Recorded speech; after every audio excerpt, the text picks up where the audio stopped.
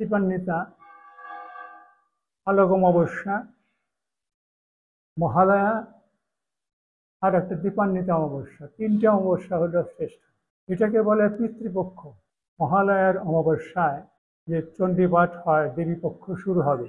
সেদিন মহালয়ার দেবী স্তুতি আর দেবীপক্ষ যেহেতু আসবে, মহালয়ার পরের থেকে দেবী পক্ষের আগমন ঘটবে। দেবী পক্ষে মা দুর্গা দেবীর আগমন ঘটবে।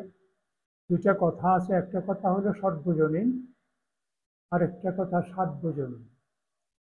সার্বজনীন হলো যেটা সকলের জন্য প্রযোজ্য, আর সর্বজনীন কথা অর্থ হলো সকলের জন্য মঙ্গলকর। সর্বজনীন সকলের জন্য কল্যাণকর।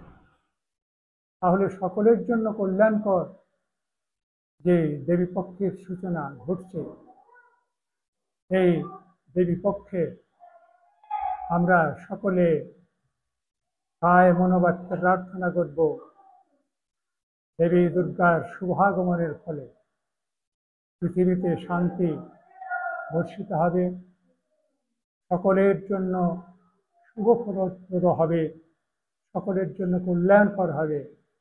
আগামী পুরো বছরটা যেন এই সনাতন ধর্মী সকলে সুস্থ, সুন্দর, সমৃদ্ধিময়, সুখী জীবন যাপন করে যেদিন ওই যে সে মহালয়ে প্রবেশ করবে, আবার পিতৃপক্ষে প্রবেশ করবে, সেদিন যেন একটা উত্তম স্থান লাভ করে, অমৃতময় স্থান লাভ করে, স্বর্গলাভ লাভ করে, যাতে পৃথিবীতে আর কোনোদিন পুনর্জন্ম গ্রহণ করে ফিরে আসে।